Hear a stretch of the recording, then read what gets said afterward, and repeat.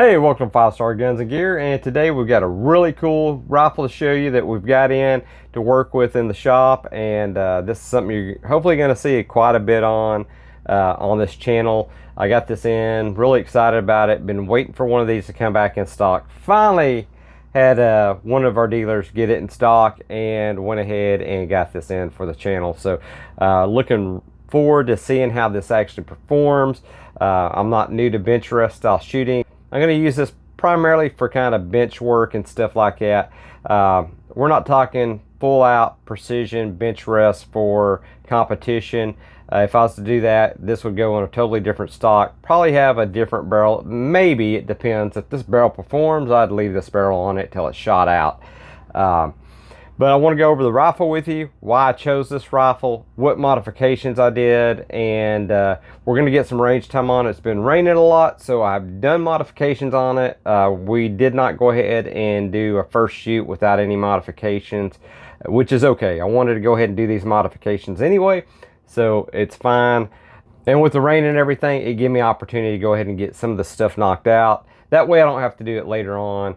Because I know even coming back from the range, I would have done these modifications regardless how it shot, just to see if I could pull out more accuracy. This is the CZ457 Varmit MTR. That's Match Target Rifle is what the MTR stands for. It is a match chamber and takes advantage of the heavy Varmit barrel, except it is match chamber. So this barrel is cut to the tightest specifications, that way you can use match ammo in it, and it should run really well. Now this stock is pretty unique in design. It has some pretty neat ergonomics to it. I'm not certain this is my favorite design stock, but you know, it's actually not a bad stock, and it's not a bad stock for ergonomics, and it's actually a beautiful stock. It's Turkish walnut, and they have a lot of stippling on the fore end and on the grip area right here. Really nice. Overall, the stock's beautiful. For a bench rest gun, I would like this a little flatter, a little wider. We may throw an Arca rail on this, maybe a 12-inch Arca rail, something like that, to get it to lay a little bit flatter and keep it in the stock. And we might at some point change the stock out. We might rebuild this whole gun at some point. We might take the barrel off, put a new barrel on it. But we're going to shoot it out, and we're going to see how it performs before we start doing all that. We might do some modifications along the way at that point. So we'll see. Very excited about this rifle. Like I said, I've been waiting for one of these to get back in stock where I can get one. Finally got my hands on one, and now we get to go ahead and play around. And I wanted to choose this model because it had a lot of key features that I really like on it. One, the match chamber. Also, I didn't want a 16-inch barrel. A lot of guys say that's all you need. That's fine. But I feel a bullet's more stable with that extra. This is a 20.5-inch barrel, so that extra 4.5 inches that you're going to get out of this barrel, I believe is going to help you stabilize that bullet a little bit longer in that barrel, and I believe that helps out with accuracy. Now this does have a pretty flat fore end, so it should ride bags pretty good. It does have two sling studs on it. And those may come off. Those may come off to accommodate our Arca rail. We may throw a bipod on there for a little while and see how bipod runs on this, but we're probably going to be shooting this off of a rest mostly. We do have that option to run a bipod if we want. Now CZ, they decided on the 457 platform on this particular rifle to listen to like the 4H clubs and stuff like that. They really wanted a forward position fire style safety, and CZ went ahead and adopted that and actually added it to this platform. So I do like that. That's traditionally what I'm used to anyway with all my other centerfire rifles, and pretty much all my other rimfire rifles that I have is that style safety. So it's something that a lot of people are familiar with, and I'm glad that they have that on this. Now on the CZ455, they had a stamp bottom metal piece on here, and when they actually did the 457, they actually have a two-piece interlocking design on this that they've changed this to. It may be hard for you to tell, but there's a seam in this trigger guard, so this is a two-piece design right here. So that's one of the changes that they made. Another good thing about this particular rifle is it does not have the 90-degree throw. It actually has a 60-degree throw. So you pretty much can mount any optic you want without having any issues, any problems running that bolt back and forth, impeding on anything to do with your scope here. So your optic's not going to be in the way. So that's a really nice addition to this. Now this is not the original bolt knob on this. I've changed this out. This is an Evolution Gunworks. That's one of the things that I did do to this particular rifle.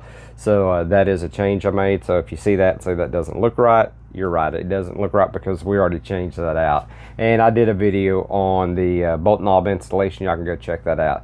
I did not do videos on all the modifications I've done to this. If y'all would like to see something like that, let me know in the comments. I'd be glad to see if we can put something together for you guys. I get so busy in the shop doing stuff, working on my stuff, that I don't film just everything I do.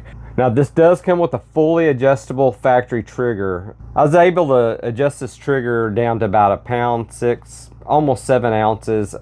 It's breaking just a little bit under 1.7 pounds. That's not where I wanted it, so I went ahead and rather than order like a Jewel, a Timney trigger or something like that, I went ahead and wanted to go ahead and give it a go, try to do the trigger job myself on it. I've done lots of trigger jobs on rifles, center fires, rim fires, handguns, especially when I did gunsmithing, so I'm very familiar.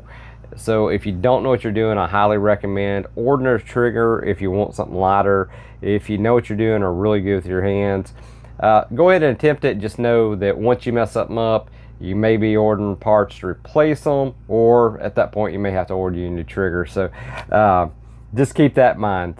Other than that, that's really all I can tell you about this CZ457 Varmit MTR as far as factory configuration. Like I say, it's got a 20.5-inch heavy barrel. It is the match chamber, and the nice thing about that match chamber is it is to the highest tolerances.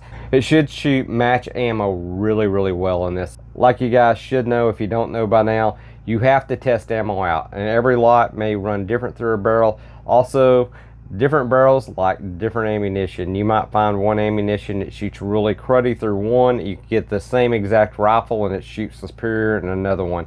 And that gun could have come right off the assembly line behind the next one. You know, that barrel might have been made right behind the last one, and there might be one small variance and it does not like a particular ammo. And you might actually find you have to change ammo just because the lot you just used, you ran out of it, it's shooting great, you buy another batch of it, it's a different lot number and it shoots poorly in it, or your groups open up or something changes, there's a variance. So you might actually find one of the previous lots you had, you start running it instead just because it's running better than what you got in. So that's all part of the game. Okay, let's get to what I've done to this gun. It's been raining. I haven't been able to take this gun out since I've got it. I wanted to go ahead and just take it out the range and shoot it and see how it did at first. And it's been raining for several days here. And I said, you know what? I'm not waiting. I've got modifications I want to do to this gun, so let's get them done. I'm going to do them anyway. So I'm not going to have a before and after performance, but I'm going to go ahead and tell you what I did. So first thing I did was try to adjust this trigger. The trigger got down to a little under 1 pound 7 ounces. That's the best I could get it, and for most people that is absolutely spectacular. You're going to be happy with it, and you're going to be good. The take up and over travel, you know, was very, very adequate. I liked it. Didn't really have any take up or over travel left in it once I adjusted everything out. Everything was safe, passed the bump test, everything worked great. However, it wasn't light enough for me. When I go for something that I'm wanting to shoot precision bench rest, that I'm going to be shooting at a bench, I'm wanting something that's well under 1 pound. Let's say 12 ounces, I start getting happy. Anything 8 ounces or below, I'm ecstatic. If I can get this down to around 6 ounces or even 5 ounces, even better. Now, I had a couple options. I could have bought an aftermarket trigger like a Timney, something like that. Or since I adjusted it out and wasn't happy with it, I could start doing the trigger job myself. And since I'm experienced at doing trigger jobs and stuff, and had a gunsmithing business and a gun shop, I know how to do triggers, and I decided to go about it and do it myself. I had some springs here. I did not do the Yode modification, but basically I did, but not with this kit. I've got everything here to do that stuff with. I've got assortment of springs. I found the correct spring that I wanted to use, tried a few different ones. I finally found the one I liked, and I'm getting right around 6 ounces out of this trigger safely. It passes the bump test. While I was in there doing the trigger job, I went ahead and polished the trigger, polished the sear engagements, any surface engagements that had contact on it. I highly polished everything out. The pivot pins, everything. I go ahead and I take time and I polish those out. They take time to do. It's a little tedious work, and if you're not up to the task or don't know what you're doing, I absolutely do not recommend doing it. But it makes everything so much smoother, so much crisper, and I'll put my trigger against a Timney trigger any day. Without question, don't have a problem. The only problem with that, when you start using factory triggers, you know, you may not like the trigger shear and stuff like that. That might be a deal killer for you with a factory trigger. And if that's the case, by all means, get a trigger that's going to work for you. And I'm not going to knock Timney. I've got rifles and stuff with Timney triggers. They're great triggers. I just was able to get this down. I'm extremely happy with it. There's no need on having that expense on buying a trigger like that when I can do the work myself. Again, that's not a job for everybody. So we did the trigger job. Brakes really nice, really clean, really crisp. And I don't know if you're going to get to see this or not, but there is almost zero take up. Very, very, very, very minimal over travel in this. So very, very happy with that. Brakes clean, brakes crisp. Very, very happy with that. Something else I did, went ahead and let me remove this bolt. Went in and fully disassembled this bolt. We did have some rough spots right here where they laser engraved the numbers in this bolt. You could feel that with your hands, and you could feel that when you actually slid this bolt in and out. So I stoned this with my India stones that I use to stone sears and stuff with, and I trued up these and got rid of all those rough spots, and then I highly polished this entire bolt. Now I totally disassembled this when I did this. Went ahead and polished everything out, including your bolt handle, any kind of lug area. Right here is polished out. Any surfaces right where these meet up, anything that touches metal to metal, the faces of everything got highly polished. So that's what I like to do. I like to highly polish everything. It just makes everything feel a lot smoother. I went in here in the action and polished everything out that I could get to in here. I took this whole gun apart, I polished everything out, and everything just, it is absolutely just smooth as butter.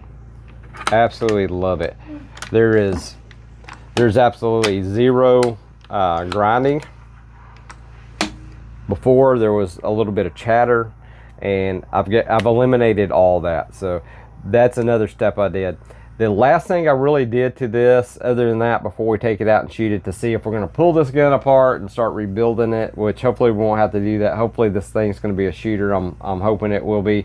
I did go ahead and lap the barrel, and I highly recommend, if you have the stuff to polish your bore out, go ahead and polish it. It's not going to hurt. I do this to rimfires. I do this to my centerfire precision rifles. I do this to my precision air rifles. And the only thing it's done is help me with accuracy, in my opinion. I've seen time and time again the results come out where I have improved accuracy by doing that. So I use JB bore bride on that. And that's what I use when I actually go ahead and polish everything out. Another good thing about it, you don't have a lot of lead fouling on a brand new gun. It's a great opportunity to go to work on that barrel and get some of those machine marks out of that barrel if there is any in there.